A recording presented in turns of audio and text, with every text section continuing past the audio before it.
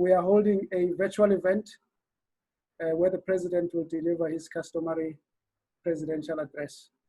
And we look forward to that. Without preempting the topic of the President's address, I believe that now more than ever, the expertise of agricultural economists and economists in general is required at this time to guide policy making under crisis situations such as we find ourselves today with the COVID-19 pandemic. Ladies and gentlemen, I don't want to take too much time in the introduction. Let me now take this opportunity to introduce the current president of the Agricultural Economics Association of South Africa, Dr. Mmatlou Kalaba. Just a few words about him before I give over to him. Dr. Kalaba is a senior lecturer at the Department of Agricultural Economics at the University of Pretoria. He is also a director of BFAP. He happens to be a member of the Limpopo Provincial Government's Premier Economic Advisory Council. So that's a very important structure within the Premier's office in Limpopo. Of course, he's the president of the Agricultural Economics Association of South Africa, AEASA. He previously served as a secretary stroke treasurer of AEASA between 2011 and 2019.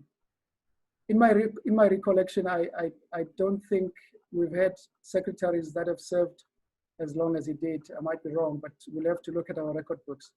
So he has really served the association very well and for a long period of time before he was appointed or elected as president last year. He's a member of the International Association of Agricultural Economics, as well as the member of the African Association of Agricultural Economists. Dr. Kalaba has contributed to the South African trade negotiations, in particular the South African Development Community or SADC Economic Partnership Agreement or EPA, with the European Union. He has worked extensively in the SADC region on issues around capacity building, trade policy analysis, and development of trade databases. Dr. Kalaba specializes in international trade, agricultural policy analysis, and climate change issues affecting agriculture. He has published extensively on these topics and is a regular contributor and commentator on economic and agricultural economic current affairs in the media, such as television, radio stations, as well as print and electronic media. In terms of his qualifications, he holds the following qualifications: a PhD in agricultural economics from the University of Pretoria, an MSc in agricultural economics from the Oklahoma State University in the USA. He holds a BSc economics honors from the University of Limpopo, as well as agricultural economics from the University of Limpopo. The topic of his address today is the agricultural sector and policymaking in crisis periods, the search for a lighthouse. A very pertinent topic under today's conditions that we are facing. Without wasting too much time, Dr. Kalaba, I have a pleasure of now inviting you to deliver your inaugural presidential address. It's over to you, sir.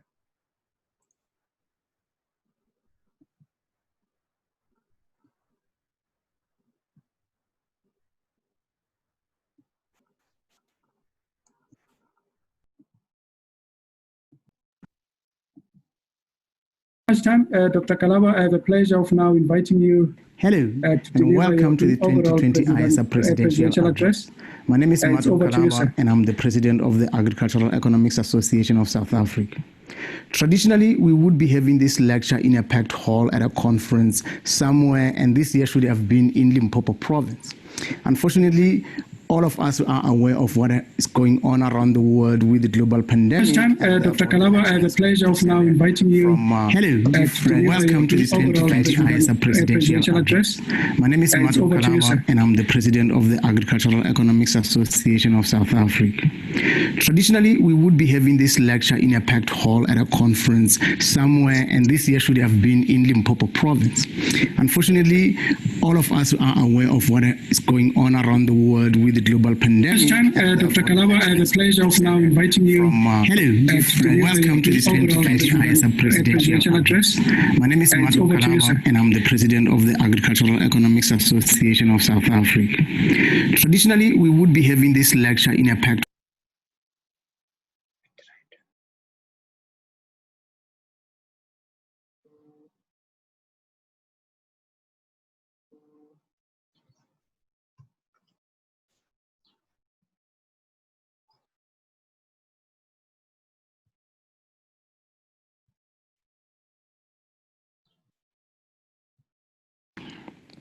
And over the past years, I have been watching a number of presidents presenting this lecture, preparing for it and looking very nervous up until the last moment. But I didn't realize how strict, how tough it can be when you have to do it. And therefore I struggled a little bit with the topic, even though I knew that because the global pandemic is affecting every part of our life, every aspect of our lives, it had to be about that. But what exactly, it was a challenge to actually pick into it.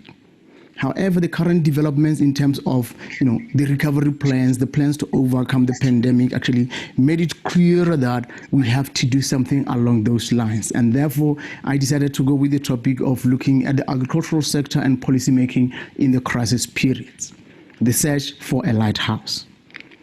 Why a lighthouse? Or what does a lighthouse symbolize or stand for? So a lighthouse is something that traditionally more than 2,000 years ago, when it came about, it was for navigational purposes. So the sailors, the ships would from the sea, whether it's day and night, when they see a lighthouse, they have a sense of direction where they need to go. But if a ship is in trouble, it needs help, it's struggling, it's also a sense of hope that help would come. It's a sense of hope that we'll reach the destination. But it also symbolizes stability, which is what you go through over the journey to eventually arrive at that lighthouse, to see the lighthouse and be confident about arriving at the destination. Transparency is a sense that between where you are and where you want to go, you can actually see where that distance is, how it looks like, and if there are any barriers on the road, you're able to pick those up. And then it's overall a sense of vision. It's the sort of thing that you look at it at the beginning of your journey. And this is actually similar to what our economy, including our sector, would look for. As we try to recover, as we try to get out of this situation, we need direction, we need hope, we need to be stable, but we also must demand transparency in the way that all these plans are going to be implemented, as well as the vision, long-term vision of getting there. And the reason a ship would need a lighthouse more than at any given point, particularly if a ship is in trouble, a ship is sinking, there could be external factors related to the weather conditions, maybe collision with another ship or an iceberg, who knows what happens in the deep oceans. But there can also be internal factors, like the poor maintenance, the design, the human error, ignoring some of the important precautions along the way. And to a certain degree, our economy, even prior to the global pandemic, it had similar issues affecting where we wanted to go. So we had external factors, particularly in the agricultural sector, related to the droughts that we had for 3 years non-stop. And we had the outbreak of diseases, which meant that some of our markets could not accept our products. And that meant that the export revenue and the overall agricultural production gets affected negatively. But there were also internal factors. We had a long-term economic stagnation. We actually never recovered from the global meltdown about a decade ago.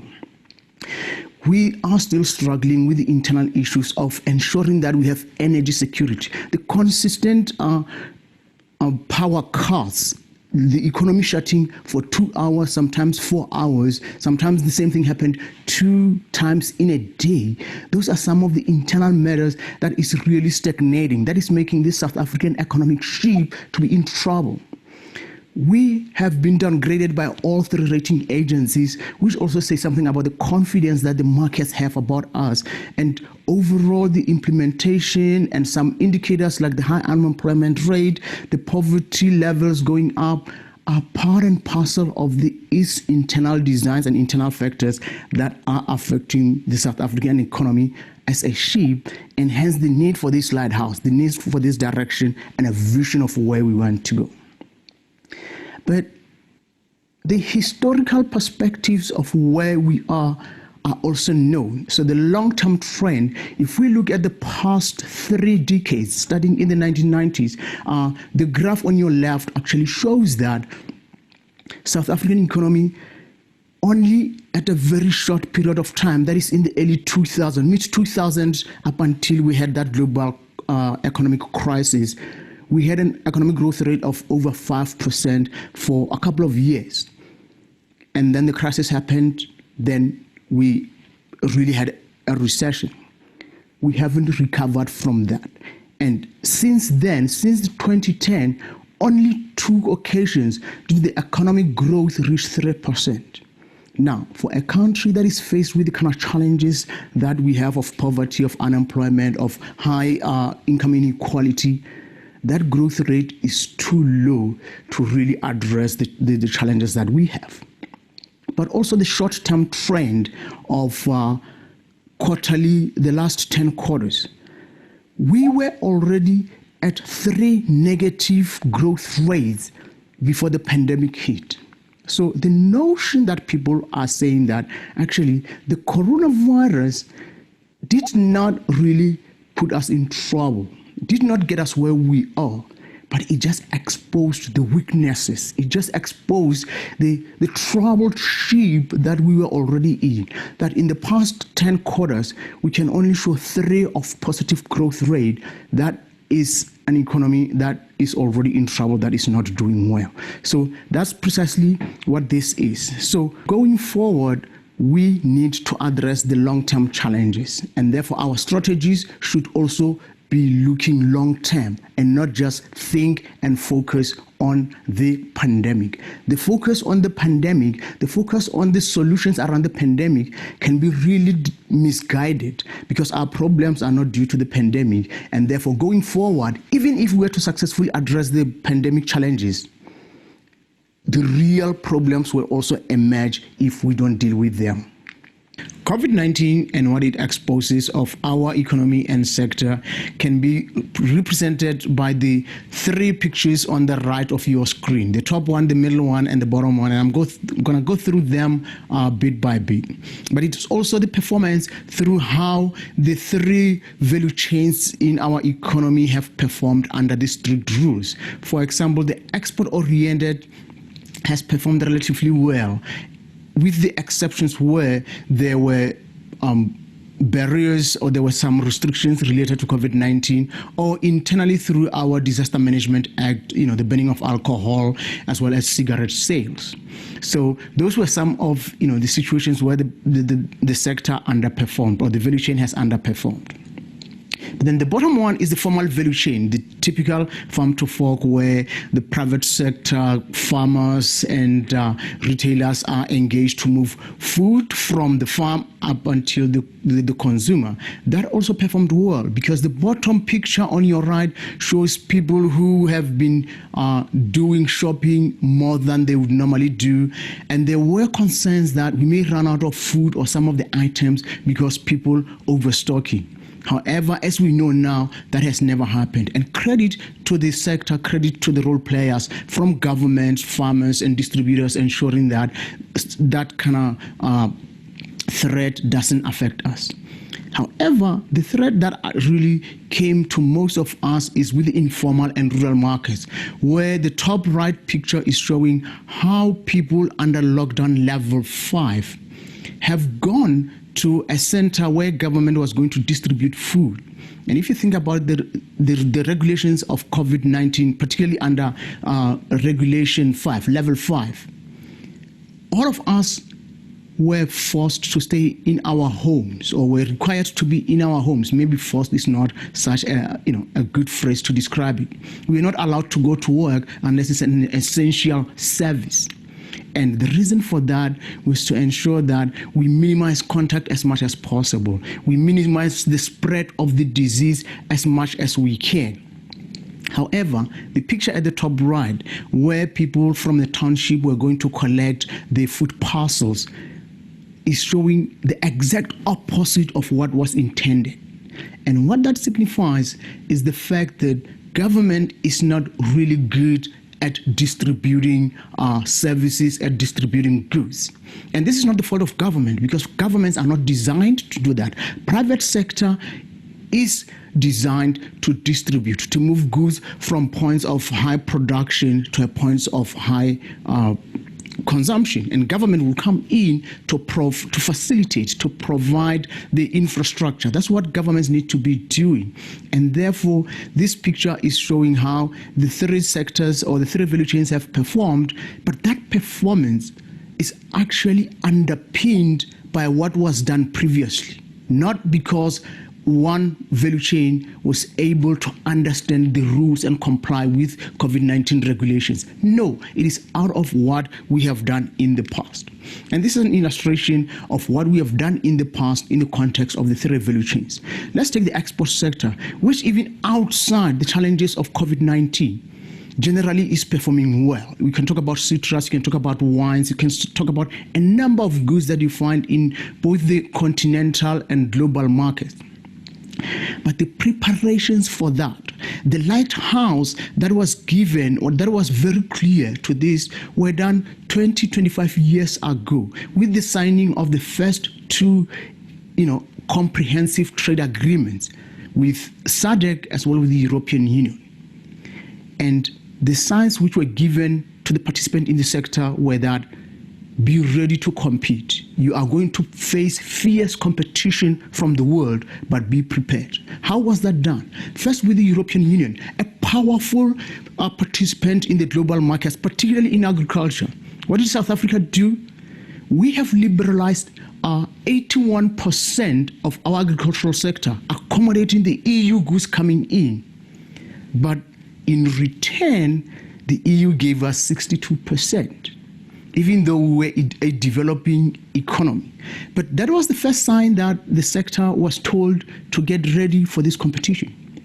Secondly, with the SADC trade protocol, a similar thing happened, where even though each and every country had 8 years to reduce up to 85% of their tariffs, by year 4, 2004, South Africa was already at 86% of tariff liberalization.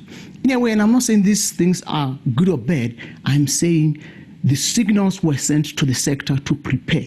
They had 20 years to prepare for any crisis, global pandemic or anything else, and hence the performance looks like that.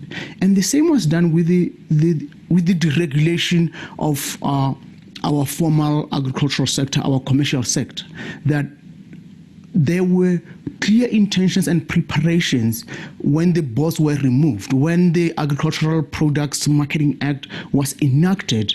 The message was clear that you are going to compete privately. Government is no longer going to buy goods and services. It's not going to provide you with inputs anymore. Therefore, get ready. And they had that time frame to do so. But what about the informal as well as the rural markets?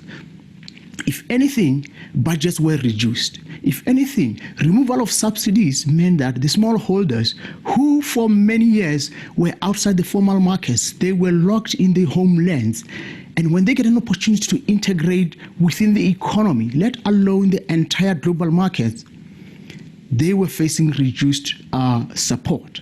And as a result, the strengthening of the export and formal markets also meant that the barriers get to be tougher for those who have never participated in this. So in brief, that's how the preparations for crisis periods like this were done decades ahead and not for the time being. And therefore, again, emphasis being on when we address the current challenges going forward, we should look beyond COVID-19 and therefore look for stability, long-term growth, welfare enhancing agricultural sector, and of course the entire economy. But in strengthening the export market, because we need an export sector that is competitive, that is productive, and that is also innovative to deal with the challenges that look ahead. Because then when that happens, when the productivity of the export sector comes from the domestic participation, comes from the labor employed in the sector, not in the global markets. But there are already signs ahead that the export markets are going to be even more competent. For example, the bottom right corner is showing, the first 9 months of 2020 in terms of the WTO sanitary and phytosanitary notifications. In other words, additional requirements, additional regulations that exporters will have to meet in order to enter another market. They are already 9% of the average of the full year of the last 4 years. The message and the lighthouse that we are seeing is that going forward, things are going to be tough. Markets are going to be very difficult to access. And on the right, we can see that the top 10 countries that have imposed these new SPS measures, they also account for 40% of our exports. And therefore, where our goods are going, it is also the area where new measures have been introduced. And then these new measures, even though they are justified, sometimes they can be there to send a message for the protectionism that is looking ahead. And therefore, part of the preparation getting out of the COVID-19 and for a long-term growth is that the export sector needs to continue to be productive, that the government should continue to open markets. We need to expand these markets, even in the light of these kinds of protectionism that can be foreseen. And we need to diversify in cases where we need to find new markets for that matter. Now, the formal sector, that is not to say that even though they did well, even though the infrastructure in terms of the routes to market, in terms of the storage facilities to allow goods to be available throughout the year, they have access to this. But they also cannot exist on their own. They still need government to provide some form of facilitation. We still need to see regulatory measures playing a role. We still need to see an oversight on things like competition. It is indeed true that, by and large, this formal sector has concentrated to a degree. And that means the chances of creating additional barriers, either by design or by the competitive nature, may still be there. And that's where the government's role needs to be seen. The intervention, of course, needs not to be in the market, but in addressing the market failures in that space. Addressing the market failures is also something that, for informal and rural markets to rise above where they are, those market failures need to be removed. They need to be addressed. And that is the role of government. Because these rural and informal markets, they are not where they are because of COVID-19. They are not where they are because of the last 10 or 15 years. But it is through a history of over 100 years, through the Land Act policies, through the Homeland policies, that they were designed to keep a group of people, a large proportion of the population, in certain areas, in undeveloped areas. But post-apartheid era, even though the intentions were there in the regulations, the intentions there were in the policies, but action on the ground was not enough to reverse those deeds of the apartheid policies. And hence you can see the top right corner of the previous slide, where people are congregated around a small area to get food, is because the distribution channels in this sector are weak. It's the distribution channels, the networks, the infrastructure, the movement from the production area to the consumption areas have not been truly and fully developed to allow this informal sector to perform. And therefore, going forward, we need to figure out, we need to be innovative. We can't continue to rely on the old and the same infrastructure as well as the same decisions and policies that we had then. And in some cases, in some commodities, the production side is already there. I mean, the NAMC, year after year, they produce reports, even though the reports are based on the commodities that they receive the levies or they administer the levies. There are areas where there's clear production, but the challenge is on the demand side. In other words, to reach the consumers. An example is with the issue of the livestock. Stats SA's latest survey, community survey, does indicate that of the 12 to 13 million livestock heads, 40% of that is owned by either smallholders or by the households. 40%. However, these people, most of them, particularly in these markets, rural areas and informal sectors, the only market is their own community. And in their community, they can only sell when there's, let's say there's a funeral, there's a wedding, or there is a ceremony elsewhere. And in that case, you can see how the demand is constraining. It is not that they are unable to produce or to show those livestock, but the demand in these markets is restricting their ability to grow beyond that. And intervention in terms of the market, the addressing of the market failure in that case is to allow the demand to grow, allow them to reach markets further away. We know that there's also high density and high population in urban centers. That is how some of the breaking of the barriers can involve. You know, the allowing of auctions to reach some of these areas so that then they are not limited by the wedding, the ceremony, and the funeral markets, but they have access to wider markets, and then they start to grow. But there are a number of ways in which this can be done, but we just need to be innovative in providing those facilities, the regulation, as well as the infrastructure, addressing both the demand and the supply side. Otherwise, then we will see similar pictures like we are seeing currently with the COVID-19, but we need to get over that. And how do we do that? How do we try to make the three value chains to coexist and also to integrate? I mean, the export market and the formal markets, by and large, are already integrated. The exports of goods comes from what has been produced internally, and most of it comes from what has been produced by the formal sector. But the informal sector can participate, can contribute to both the formal and the export sector. When there are droughts, when there are big shortages elsewhere in the markets, we start to see that some of the formal sector going into rural areas looking for live animals, sick animals, which they can be put into the feedlot.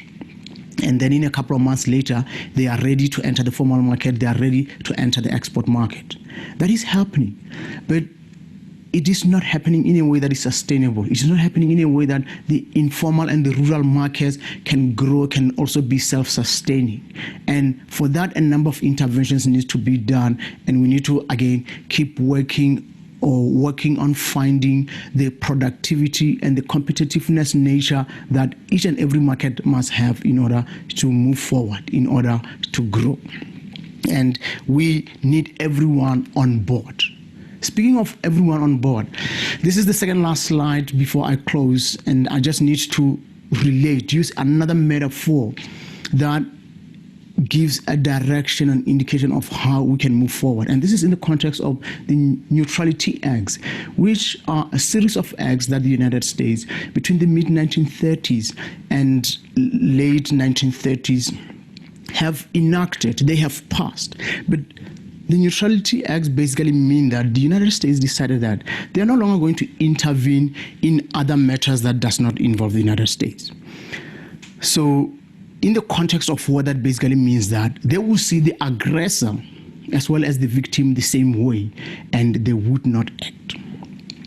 And this was even more prominent in 1939 after Germany has started attacking France, Poland, and a number of countries, within the first 3 months, Germany had already attacked as many as 10 countries in the region. Even when the city of Warsaw in Poland was basically turned into rubble, President Roosevelt actually went on stage to emphasize the importance of the Neutrality Act, that even though the US condemns what is going on in Europe, they will not enter because of the Neutrality Act.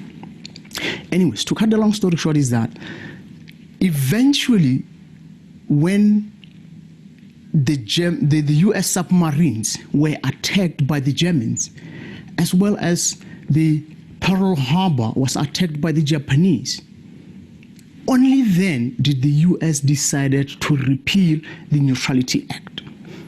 And then they entered the war. So one has to understand that the US, even though it was a military power at that point in time, they were also acting in self-preservation. They were guarding their own interest, given what had happened in the World War I, where they lost over 100,000 men, and some of them actually passed on before they could even enter the war due to the Spanish flu.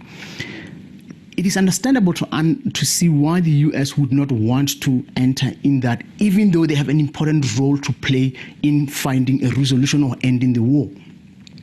But the moral of the story, or the moral of this Neutrality Act, is as follows. One is that sometimes when you act in your own interest, in order to guard your own cost, to reserve cost, you end up paying a lot more than what you tried to save. But secondly is that when you actually do not participate in the actions or in the issues that are affecting everyone in society, you can be seen either as weak or you will be unprepared when you get threatened. And this is precisely what happened with the United States. But the message to us, as also in the context of the entire country, is that we have situations where people who abuse, misappropriate, or mismanage our resources, they do so on the basis that we are not prepared, or even when we know we got our own interest. We do not take the interest of the entire society at heart in order to address the issues. And this is precisely what the message that I would want to start with, also in the context of the lighthouse. That is, when we take action on behalf of the collective, when we don't go alone but go with the rest of the society, we provide a much clearer direction even to those who have not seen it. So for the agricultural sector, whether export, formal, or government, including each one of us, when we stand by and either act when it affects us or do not act at all, the chances are the cost might be even higher. The United States knew that, because not only after the war has ended did they have to deal with their own losses, but they had to bail out Europe through what today is known as the Marshall Plan. US had to use its own resources, its own taxpayers' money to bail out Europe due to the consequences of the war that they decided they are not going to participate in. So that is a much heavier cost than they were trying to protect. And the same can happen to us. But also, we can seek transparency from the implementation of these plans, as we need plans that go beyond COVID-19, as we need plans as well as policies that give us vision.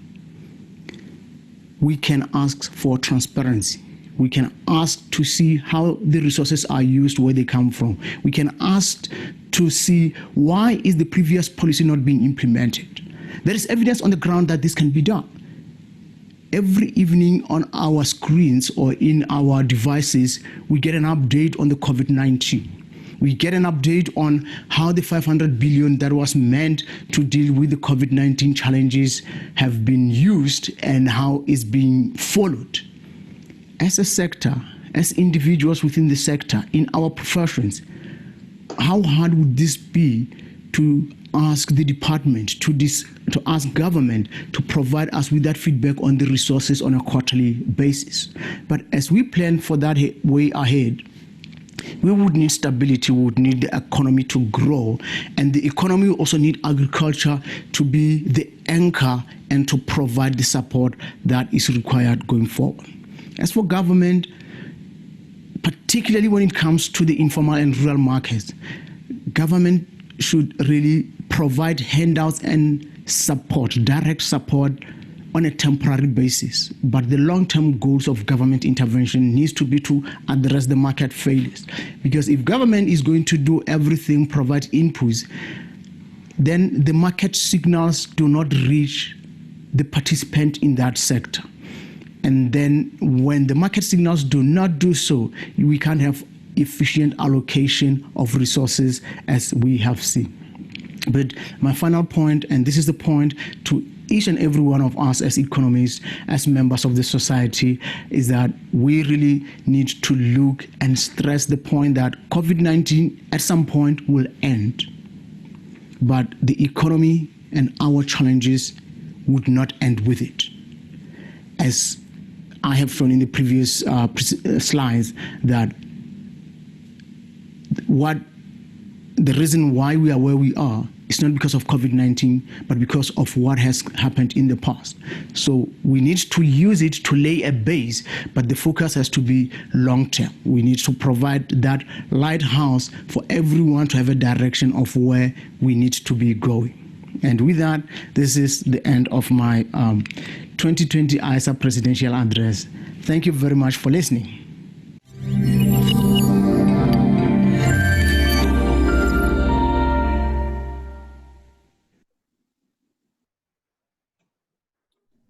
Well, I hope everybody can hear me.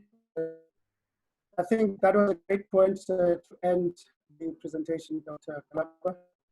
All of us have been challenged to provide the lighthouse that is severely needed in our economy today. I think we have all the skills as agricultural economists that put it in practice to actually provide the advice and the direction to policymakers that is currently needed to take our economy out of the structural challenges that it's facing. Well, please join me to congratulate Dr. Kalaba for a job very, very well done. Thank you so much for your insights. I'm sure the insights are going to be a subject of further discussion going forward. I won't even try to summarize the speech, but I'm just going to highlight some of the issues that you have highlighted to us. The external and internal factors, for example, that you've highlighted that rocked the South African economic ship, so to speak. And I think you emphasized the point that COVID-19 only exposed existing challenges and fault lines within the economy. So it's not really about just dealing with the COVID-19, it's about dealing with the broader structural issues that the economy faces. I think you put your finger on the fact that liberalization and deregulation policy measures that were introduced 2 decades ago, while they introduced competition in the market, the net outcome was that export value chains were strengthened for the benefit of those that were able to compete. But on the other hand, the barriers to entry for the smaller players, unfortunately, have worsened. And then I think you didn't leave us there. You provided some policy recommendations, which we need to take into account. We need to continue to provide a conducive environment. At least the government needs to continue to provide a conducive environment for development of new markets and also maintenance of existing ones.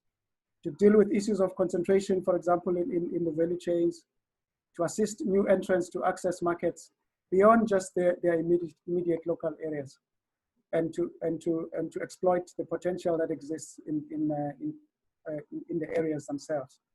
Find ways of getting the 3 value chains that he pointed out to actually coexist. And I liked the remark about that the fact that policy action must be on behalf of the entire society. So I think those are very, very important points, Dr. Mmatlou, for all of us to chew on. So we've got very good food for thought after your presentation. Thank you very much. Can I just take this opportunity to once again to just congratulate Dr. Kalaba on this on the speech, presidential address that was very, very well presented. Thank you very much. Unfortunately, because of time constraints, ladies and gentlemen, that brings us to the end of this session. Can I just point out that for the AEASA members who are here, please take note that we have the AGM coming up. It is scheduled for 12:15, which is in the next minute, literally. You'll be required to leave this platform and use the specific link that was sent to you. So ladies and gentlemen, have a good day further, and I will see the AEASA members on the other side. Thank you very much.